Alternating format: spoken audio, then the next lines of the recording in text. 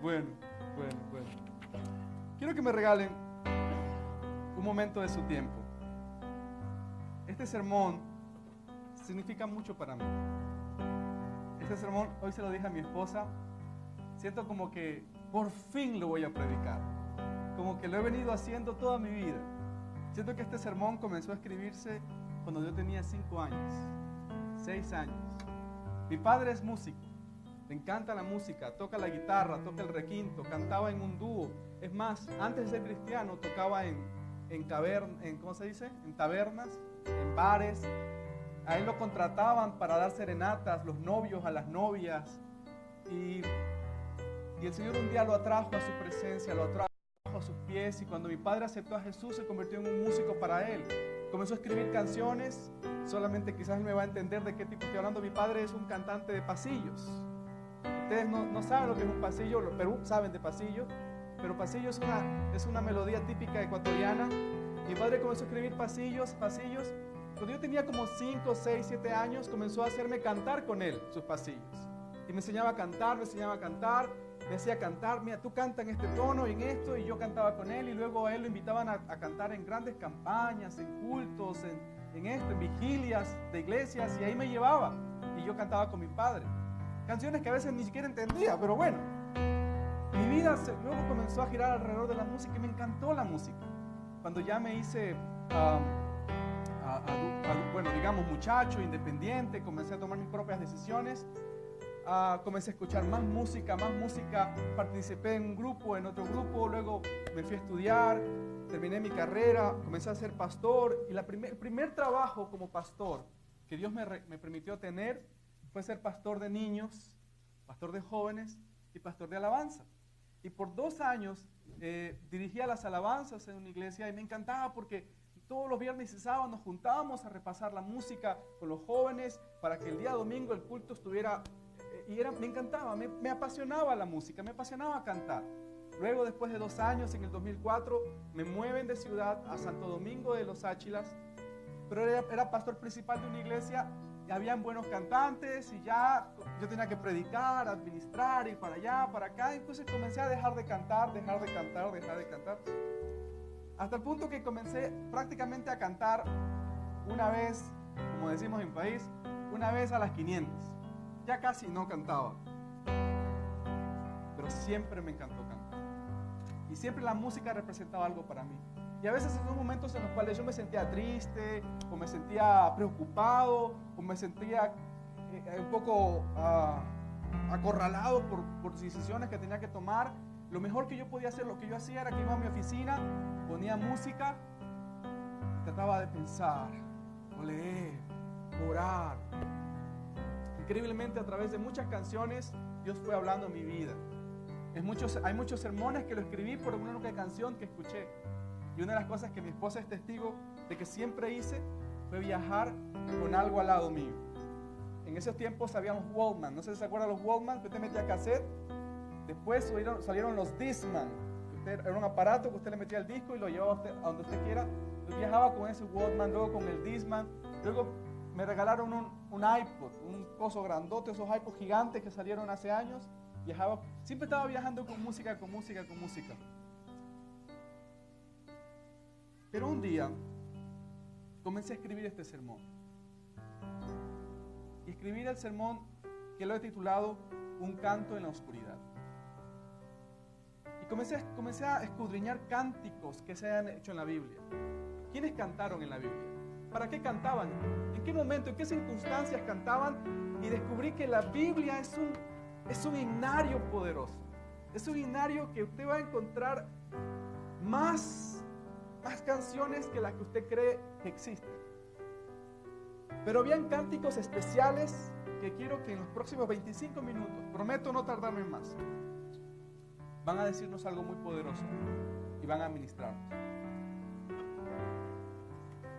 La música en la Biblia parece que fuera un instrumento poderoso en las manos de Dios. Al parecer, a Dios le encanta la música. Al parecer, la música toca una parte esencial, importante del corazón de Dios. Y digo esto porque Porque hay varias escenas en la Biblia donde la música, donde un cántico estuvo involucrado para traer salvación, para declarar salvación, para celebrar salvación. Entonces, la música está siendo en la Biblia en muchas ocasiones usada para reconocer la presencia de Dios en las circunstancias más difíciles del ser humano. La música, un canto. Por ejemplo, un día Moisés estaba encaminando a todo el pueblo de Israel a escapar de Egipto. Más o menos lo que los estudios nos revelan es que son aproximadamente 2 millones de personas que salieron detrás de Moisés. Y claro, salieron porque el faraón les dio un permiso, les dio un salvoconducto, le dijo váyanse. Sin embargo, el faraón en el camino, mientras ellos estaban escapando, el faraón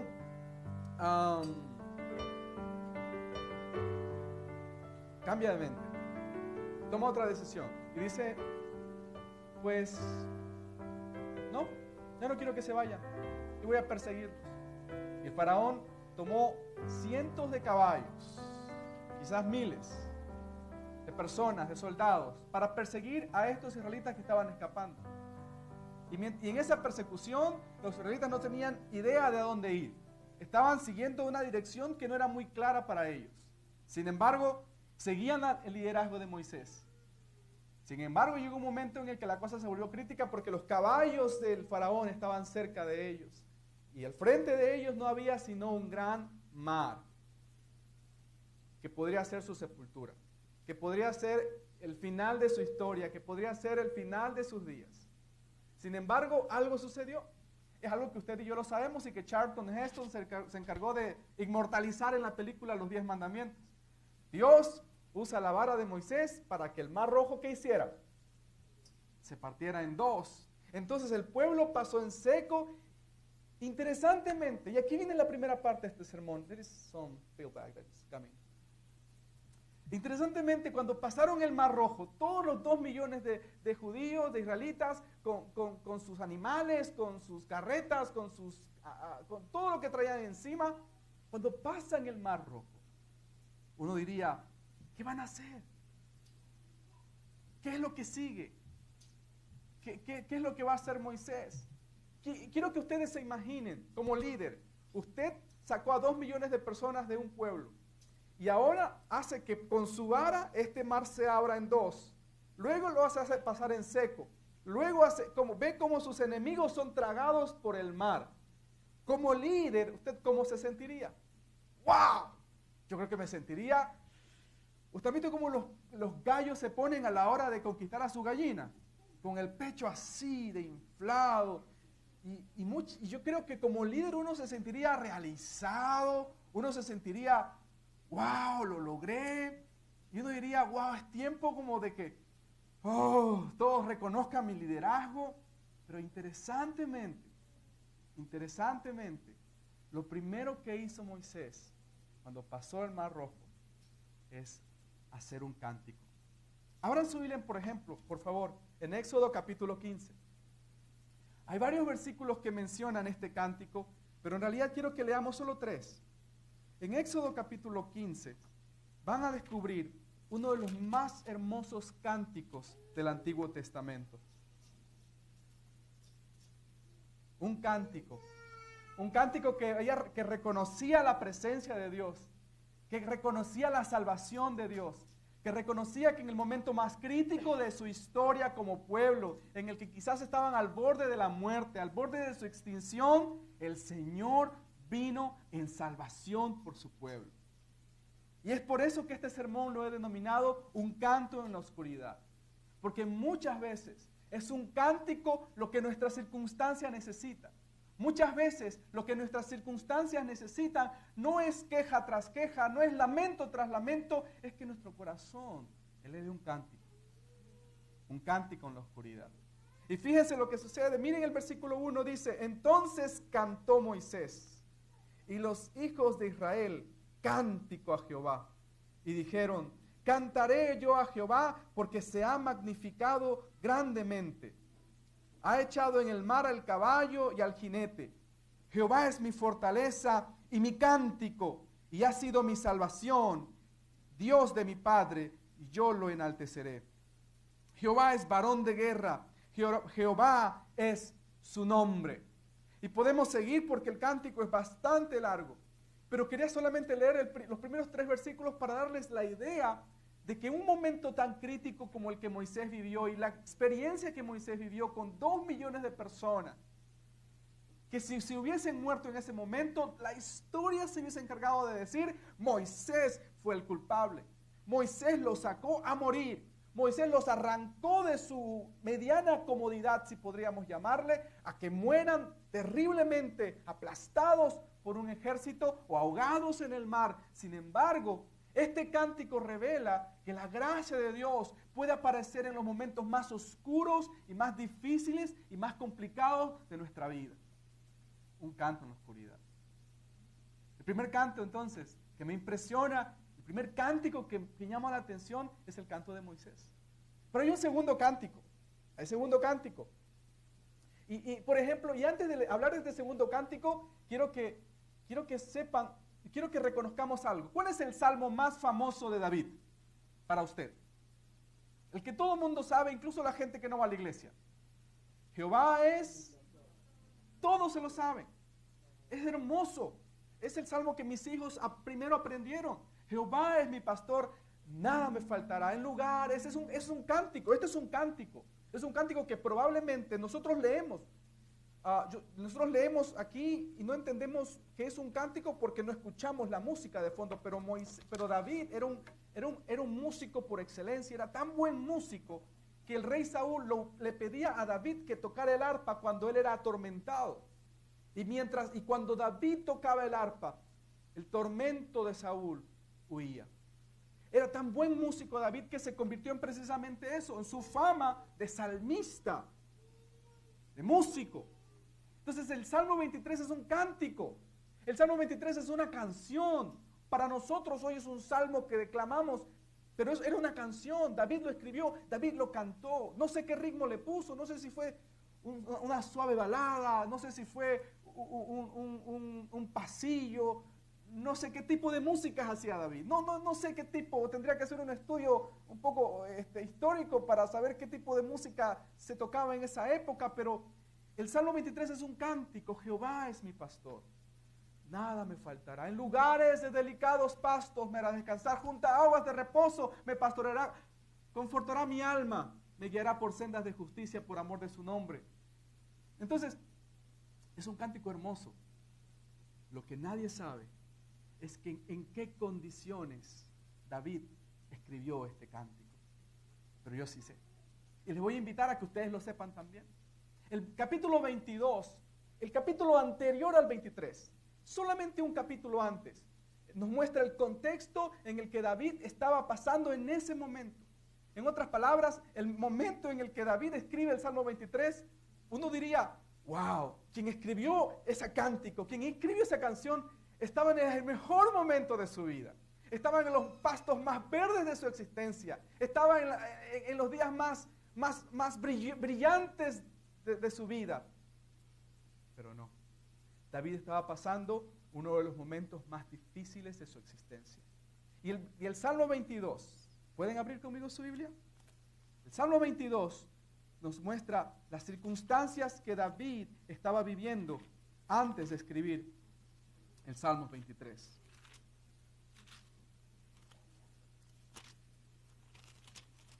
Quiero que lea los primeros versículos nada más del 22 conmigo. El primer es más, para que mis 25 minutos se me hagan 25 minutos, solo el primer versículo, solo uno, y usted le va a dar la señal de qué condiciones se encontraba David. ¿Sabe lo que dice Salmo 22:1? ¿Qué dice? ¿Quién lo encontró? Dios mío, ¿por qué me has desamparado? ¿Por qué estás tan lejos de mi salvación y de las palabras de mi clamor? Es más, leamos el 2 para que vean lo grave que estaba pasando David. Dios mío, clamo de día y no me respondes, y de noche y no hay para mí reposo. pero tú eres santo, tú que habitas entre las alabanzas de Israel. La situación que estaba pasando David era una situación de apremio. Probablemente, ustedes saben que los salmos se escribieron en las cuevas. Ustedes saben que David escribió, mientras estaba en la cueva, escribió todos estos salmos. Probablemente sus enemigos lo estaban persiguiendo. Probablemente el propio rey Saúl estaba detrás de su cabeza. Quería matarlo por celos.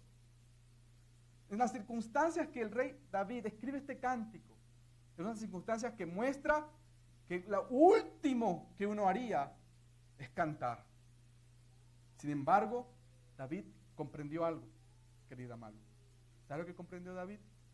Que en los momentos más oscuros de la vida, lo que tú mejor puedes hacer es cantar un cántico que traiga esperanza. Entonces David, después de este Salmo 22, dijo, es tiempo de un Salmo 23. Desde luego, no tenía esa división que hoy la Reina Valera nos ha puesto. Pero quiero para que me entiendan, es decir, voy a hacer un cántico en mi momento de dificultad que se convierte en una declaración profética de lo que yo quiero. Quiero cantar un cántico que se convierta no solamente en la declaración del deseo de mi corazón, sino la declaración de quién es Dios.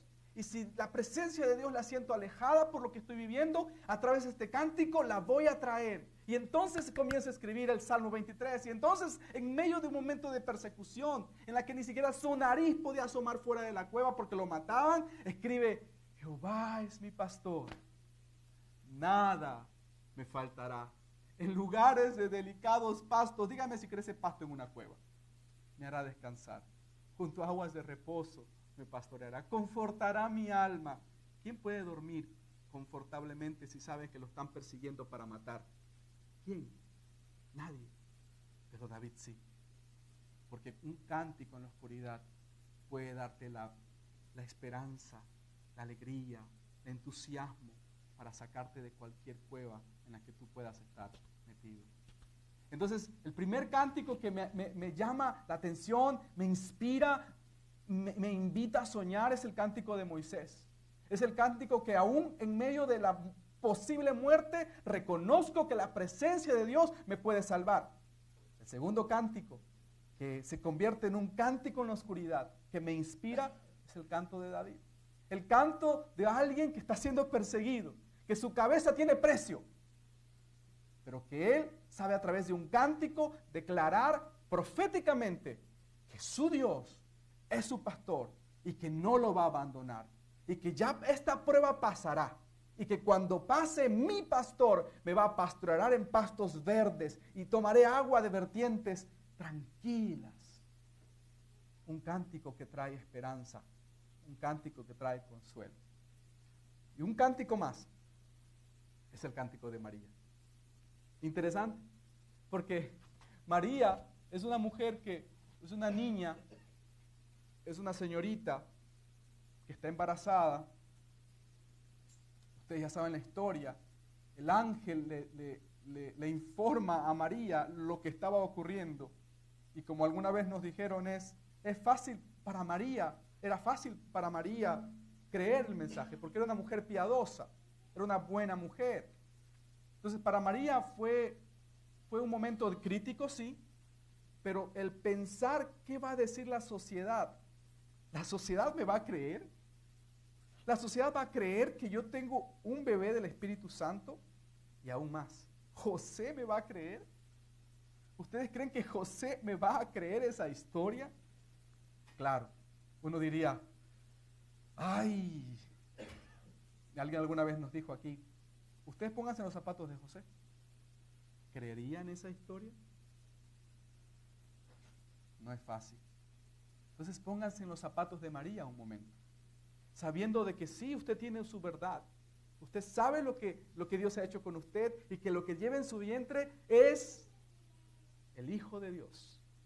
Pero fuera de usted hay toda una comunidad, un hombre, una familia, una comunidad entera que usted no sabe si le van a creer o no.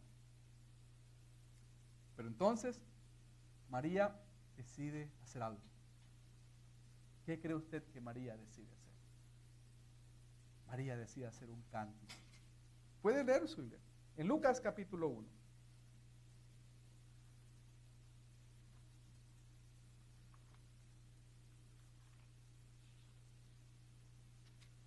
En Lucas capítulo 1, versículo 46, María comienza a cantar un cántico en la que deja saber lo que su corazón piensa y siente. María dijo: engrandece mi alma al Señor, y mi espíritu se regocija en Dios mi Salvador, porque ha mirado la bajeza de su sierva, pues he aquí desde ahora me dirán bienaventurada todas las generaciones. Wow. ¿Esto no es un cántico profético? Imagínense, María sabía que al salir de la puerta de su prima Elizabeth tenía más de un dedo que se iba a levantar, a decir: no guardaste el pacto matrimonial, caíste, no te creemos esa historia. María sabía que fuera de la casa de Elizabeth había más de un dedo listo para apuntarla. Y María tuvo la opción de esconderse en un miedo, de decir: voy a esconderme por 9 meses porque yo no quiero que se note esta barriga, tengo vergüenza. Pero María decide hacer un cántico, hermano Valdemar, y decide en el cántico decir: yo saldré, porque Dios me ha mirado con favor, y todos quienes están fuera me llamarán bienaventurada. Era un cántico que traía esperanza a la vida de María. Y la canción sigue. Y María sigue diciendo: porque me ha hecho grandes cosas el poderoso. Santo es su nombre, y su misericordia es de generación en generación.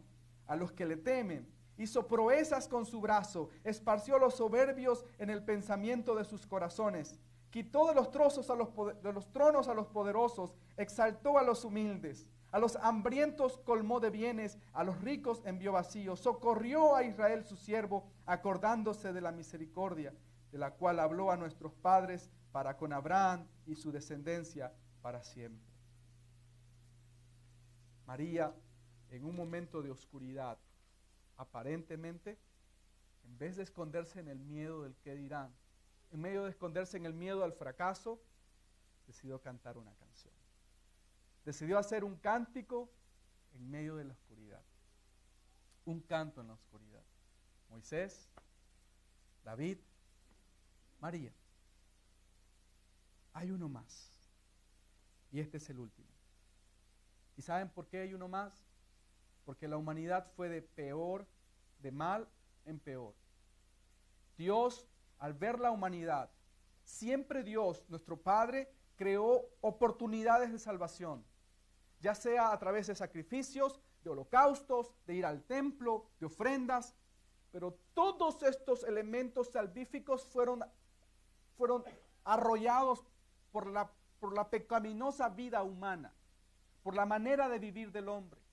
Una de las razones por las que Jesús se enfureció cuando entró al templo no fue porque vendían solamente una y otra cosa y habían convertido el templo en un centro de comercio, era más que eso. La razón por la que Jesús se enfureció era que la razón principal de ir al templo era buscar el perdón y la redención de sus pecados a través de un sacrificio, y eso al final se convirtió en el último propósito para el cual ir al templo. La gente iba al templo a hacer negocios, a cambiar monedas, a contrabandear telas, a contrabandear cosas.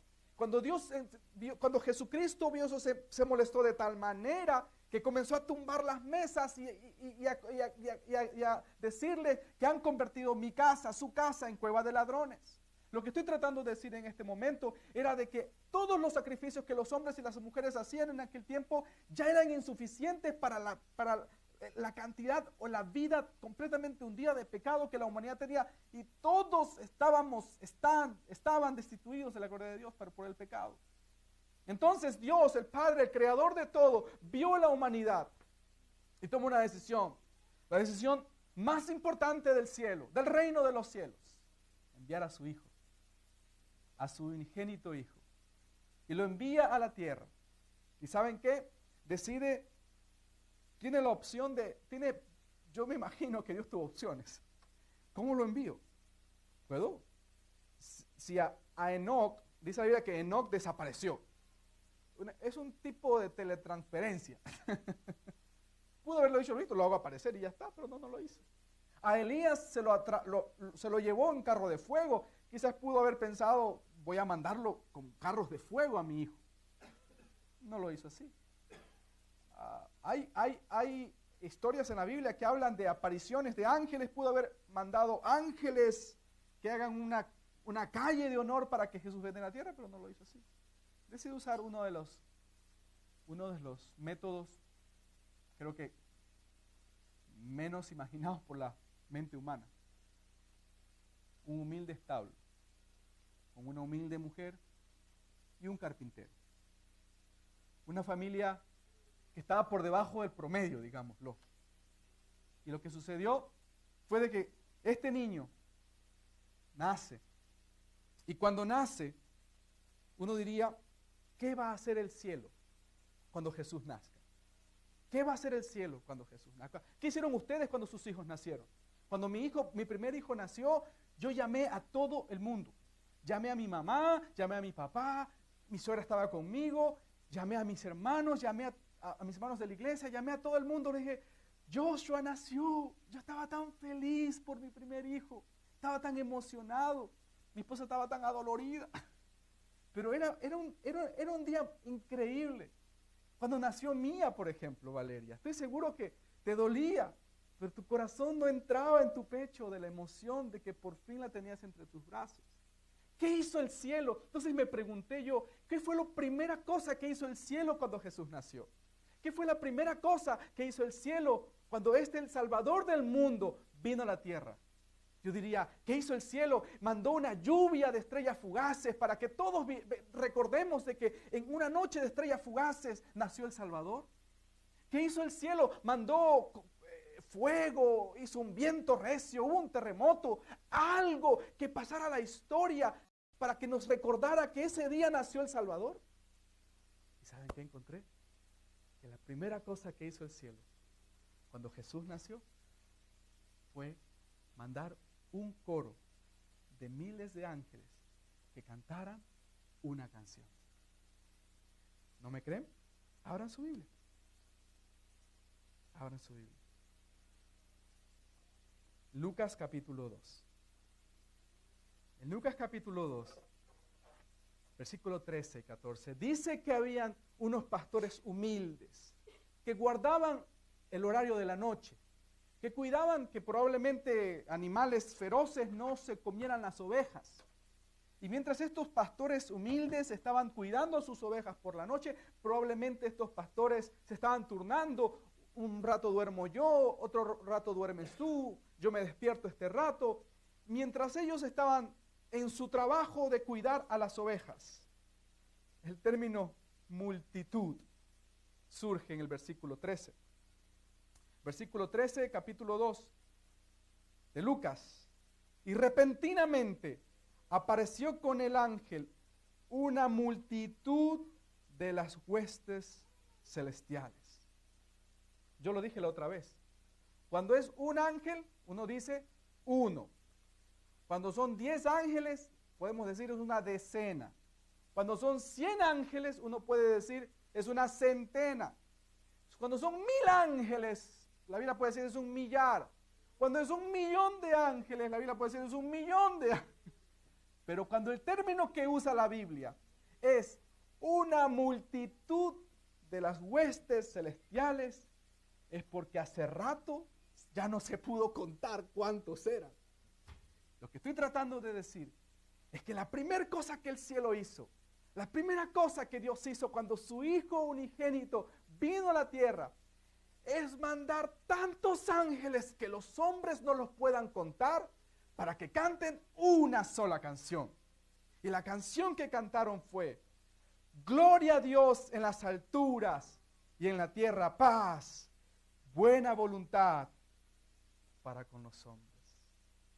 Y si esa pequeña canción se interpretara, diría: gloria a Dios que está en los cielos, porque Él tomó la decisión de enviar a su Hijo para hacer un pacto de paz con quienes habitan en la tierra, lo que significa que Él tiene una buena voluntad para con ellos. Él quiere salvarlos. Él quiere sacarlos de la oscuridad en la que se encuentran sumergidos. Y para mí, este es el mejor cántico de la Biblia. ¿Por qué? Porque este cántico lo continuamos cantando hoy. Porque tanto usted como yo somos pecadores. Y usted y yo vivíamos sumergidos en la mentira del pecado. Unos haciendo una cosa, otros haciendo, y hay gente que lo sigue haciendo. Sin embargo, ese cántico se sigue cantando. Siguen habiendo navidades a través del mundo porque la Biblia dice que cada vez que un pecador reconoce su condición de pecador y acepta a Jesús como Salvador, el cielo hace una fiesta. Lo que estoy tratando de decir es que el mejor cántico de la Biblia fue en el peor momento de la humanidad. Y fue el cántico que miles de ángeles, una multitud de ángeles entonaron aquella noche de Navidad, diciendo: gloria a Dios en las alturas, en la tierra paz, buena voluntad para con los hombres. Para terminar, quiero decir que estos pastores humildes, que la Biblia no habla mucho de ellos, y es más, no era parte de mi sermón, sino hasta cuando me puse a revisar mi sermón por última vez antes de predicarlo, descubrí algo maravilloso.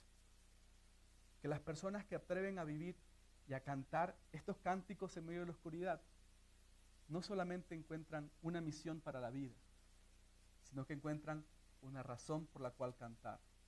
Porque estos pastores, cuando escucharon ese cántico, dice la Biblia, versículo 14, 15, 16, 17, 18, 19, que ellos dijeron, hablaron entre ellos y se dijeron: vamos a ver qué ha pasado en Belén. Y fueron donde Jesús y lo vieron envuelto en pañales. Y cuando lo vieron envuelto en pañales, lo adoraron. Y después que lo adoraron, hay el versículo 20, que es poderoso. Quiero que ustedes y yo leamos el 20 y con esto termino. Capítulo 2, versículo 20. Dice el versículo 20: y volvieron los pastores, glorificando y alabando a Dios por todas las cosas que habían oído y visto, como se les había dicho. ¿Sabe lo que pasó? Que estos pastores, cuando vieron ese cántico en la oscuridad, no solamente encontraron una misión, sino encontraron una razón por la cual vivir cantando. Y cuando regresaron a ver a sus ovejas, ¿sabe lo que volvieron haciendo? Volvieron cantando. ¿Y por qué predico esto en nuestro culto de Navidad? ¿Por qué traigo este tema en esta noche de Navidad? Porque solo usted sabe cuán oscura está la situación por la cual usted está viviendo. Solo usted sabe cuán oscuro se mira el futuro, cuán oscuro parece que está mi salud, cuán difícil aparenta la circunstancia por la que estoy atravesando. Solo usted sabe cuán oscura está su noche. Y tiene varias opciones. Una opción, puede sentarse en su mesa a comenzar a escribir todo lo que le puede suceder si no paga este crédito, si no recibe esa medicina, si no hace aquello, si no hace esto, si su esposo no cambia, si sus hijos no vuelven a Dios. Puede comenzar a hacer una lista de las cosas que pueden suceder. Puede sentarse a llorar, a ver todo lo malo que le ha pasado en la vida. Puede comenzar a llorar y a deprimirse por todas las circunstancias que le han envuelto las últimas semanas, meses o años. O puede hacer lo que hizo Moisés, puede hacer lo que hizo David, o puede hacer lo que hizo María, que en una noche de oscuridad, la mejor decisión que tomaron fue comenzar a cantar. Y decir, hoy quiero cantar. Y quiero cantar, como dijo un poeta uruguayo, Mario Benedetti, ¿por qué cantamos?, le preguntaron. Y cantamos porque tengo aire para cantar. Y no digo todo el poema porque se le van las cuadras, pero es simpático ese poema. Y lo buscan en los internet, se llaman ¿Por qué cantamos?, de Mario Benedetti. Pero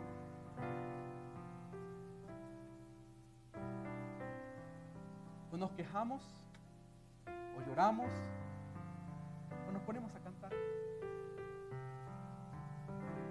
Quizás el cantar no solamente nos va a alegrar el momento, quizás el cantar nos va a traer la esperanza para el mañana. Quizás el cantar no solo va a aliviar nuestras penas, sino que el cantar se va a convertir en una declaración profética de lo que Dios va a hacer conmigo. Y así como María sabía que al salir de la casa de su prima Elizabeth, los dedos iban a apuntar a ella, ella podía cerrarse en el miedo del ¿qué dirán si yo hago esto? Pero ella decidió hacer una canción, y la canción que hizo fue: yo seré llamada por todos bienaventurada. ¿Qué tal si algunos de ustedes van a decir esta noche: no sé cómo está mi economía no pinta para bien, mi relación, las cosas que están pasando no pintan para bien, pero esta noche, aunque no entienda cómo Dios lo va a hacer, lo que yo voy a hacer es que voy a elevar un cántico y voy a decir: todos ellos me llamarán bienaventurado, bendecido, sano, feliz, alegre, porque en esta noche de oscuridad decido elevar un cántico. Y es la decisión que yo tomo. Hay muchas cosas que yo estoy atravesando en este momento, que tengo que decidir, que tengo que pensar, que tengo que orar, que probablemente me quieran robar la paz. Pero mi esposa y yo tomamos una decisión, y es de que cada día de nuestra vida, no importa cuán oscura parezca la noche, yo voy a elevar un cántico. Y en ese cántico voy a decirle: Señor, tú eres grande, tú eres mi pastor, nada me faltará. Tengo un Salmo 22 que me persigue. Tengo un Salmo 22 que es una realidad, porque tengo deudas que pagar, porque tengo problemas en el matrimonio, porque tengo problemas con mis hijos, porque tengo una salud quebrantada. Y usted puede hacer la lista de lo oscuro que parece su noche, pero esta Navidad puede hacer lo que el cielo hizo: hacer una canción que se cante toda la vida.